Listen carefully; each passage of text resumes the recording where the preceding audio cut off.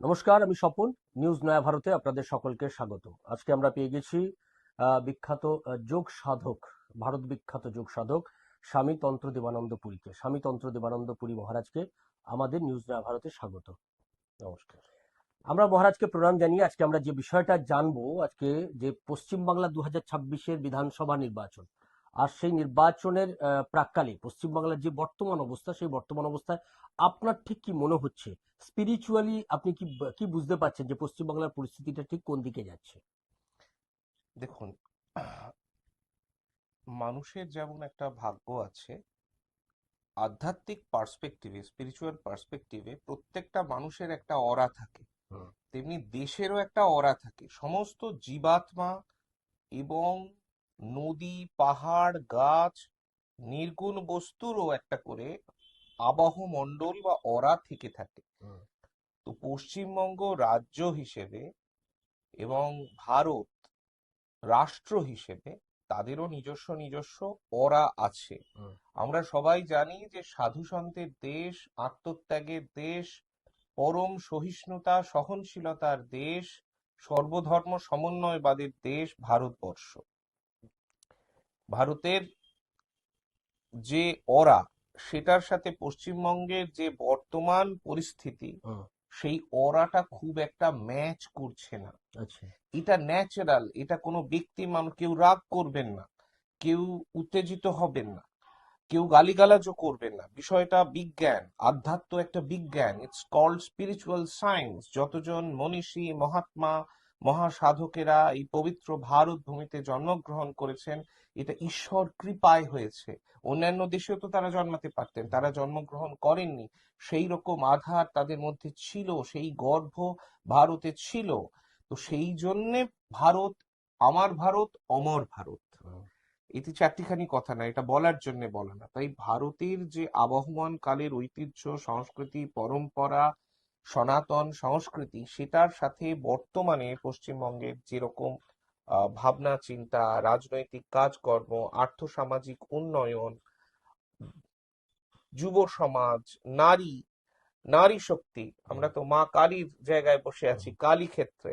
আমরা বলি কি যে লক্ষ্মীমন্তমে এসো মা লক্ষ্মী, এই তো লক্ষ্মী মেয়ে। হুম। এখন আর লক্ষ্মী নয়, এখন কালী হয়ে ওঠার সময়, কারণ এটি কালী ক্ষেত্র।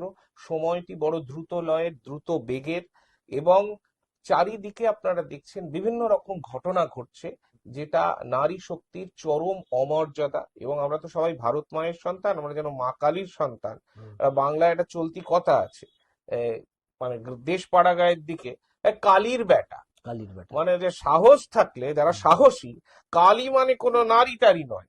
কালী মানে একজন ভয়ঙ্কর দুর্দমনীয় শক্তির প্রতীক। আজ অমাবস্যা, হুম, অমাবস্যা মানে কি? ঘোর কৃষ্ণবর্ণ, হুম, গাঢ় অন্ধকারের বুক চিরে যে আলোর উৎসে নিয়ে যায়। হুম। পশ্চিমবঙ্গের সামগ্রিক যে অবস্থা, সেটা কিছুটা হলেও অন্ধকারাচ্ছন্ন। আরজি করের ঘটনা, আরজি করের ঘটনা, একের পর এক। নারী নারী নির্যাতনের নির্যাতন। ঘটনা, হুম, এবং নানান রকম ভাবে মানুষ হতাশ। হুম, মানুষ চাকরি বাকরি, দেখুন এইসব বড় বড় লেকচারের থেকেও যেটা জরুরি, সেটা হচ্ছে মানুষ পেটে কিছু খাবে। হুম।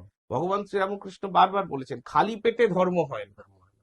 আগে পেটে কিছু দিতে হবে, তারপর সব কথা শুনতে ভালো লাগে।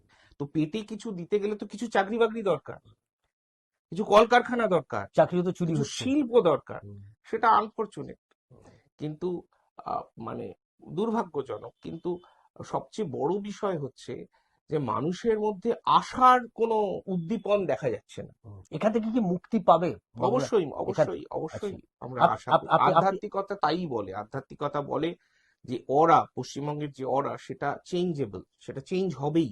আচ্ছা।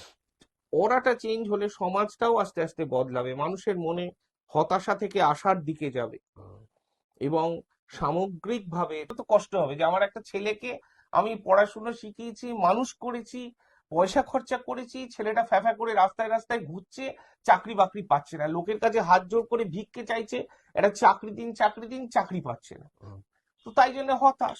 এবার প্রচুর লোক আছে যারা, আমরা বাঙালিরা একটু প্রেমিক স্বভাবের, হুম, তো আমরা কবিতা লিখি, গান করি, প্রেম করি। তো এই বয়সের ছেলে মেয়েরা একটু প্রেমে পড়ে। প্রেমে পড়া যতই বারণ হোক না কেন, প্রেমে পড়ে এখনো। হ্যাঁ, দুনয়নে ভয় আছে, মনে সংশয় আছে, কিন্তু তবু প্রেমটা আছে। না থাকার মধ্যেও আর কিছু থাকুক না থাকুক, প্রেমটা মানুষ করে।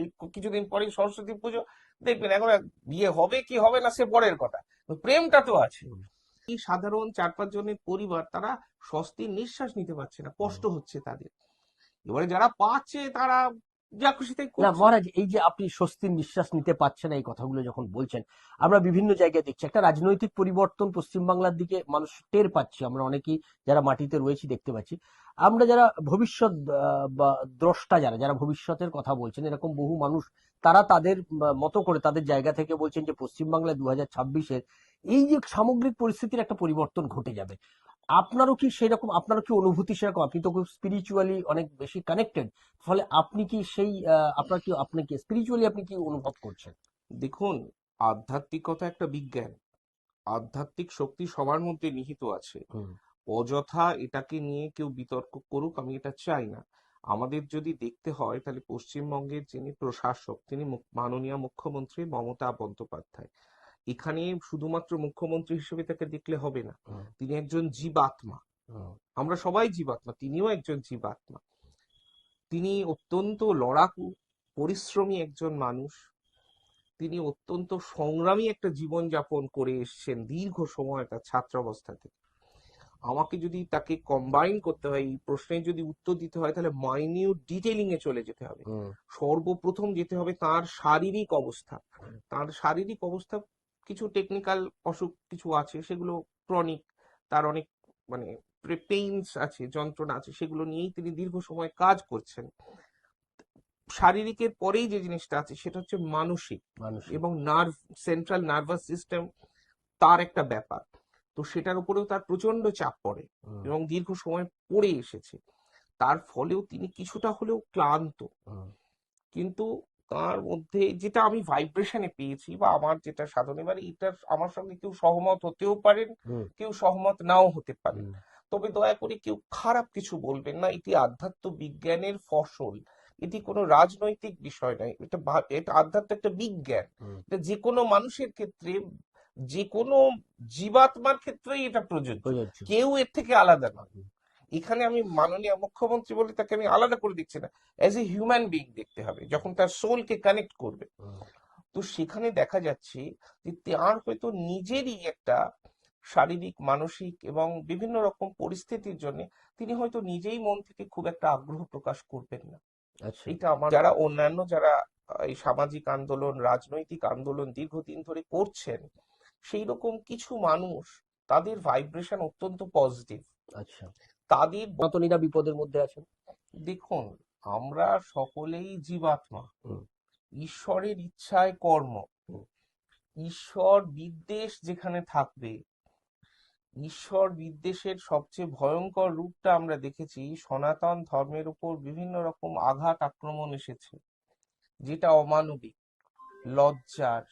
হুম, এবং সাধু সন্তরা তারা ভিক্ষা করে, মাথা মুড়িয়ে জীবনযাপন করেন। তাদের উপরে যখন আঘাত আসে, তাদের যখন রক্ত ঝরে, সাধন ভূমি যখন কলুষিত হয়, মন্দির যখন ভেঙে দেওয়া হয়, ঈশ্বরের অন্তরাত্মাও কেঁদে ওঠে। শিবজ্ঞানে জীবের সেবা করো, এটা ঠিক, কিন্তু জীবকেও তো শিব হয়ে উঠতে হবে। হুম, আমাদের সনাতন সংস্কৃতি অত্যন্ত সহনশীল, সহমর্মিতার দিয়ে ঘেরা, কিন্তু শিব তাণ্ডবও তো আছে। হুম, আমাদের দেবদেবীরা তো সবাই অস্ত্রধারী। হুম, তারা অস্ত্র ব্যবহার করেন না, এটা ঠিক, কারণ ঈশ্বর ক্ষমাশীল, ক্ষমা সুন্দর, হুম, সহনশীলতায় বিশ্বাসী। কিন্তু বারবার যদি আঘাত আসে, তখন যে কোনো শক্তি দিয়ে একটা প্রতিক্রিয়া দেখা যায়, হুম। এটা অস্বীকার। আর ভক্ত যদি আক্রান্ত হয়, ভগবান কি তার জন্য 10 হাত ছুটে আসবেন না? তো ঈশ্বরের শক্তির কাছে মানুষের শক্তি তো এইটুকু। হুম, হও না যতই বড়, আছেন ভগবান। আমাদের শক্তি মেরে তোরাও বাঁচবি নেরে, বোঝা তোর ভারী হলে ডুববে তরি খান। বিধির বাঁধন বাঁধবে তুমি, তুমি কি এমনি শক্তিমান, তুমি কি এমনি শক্তিমান। আমাদের ভাঙা গড়া তোমার হাতে, এমনি অভিমান তোমাদের, এমনি অভিমান। তো এইটা রবি ঠাকুর লিখেছিলেন স্বাধীনতার সময়। হুম।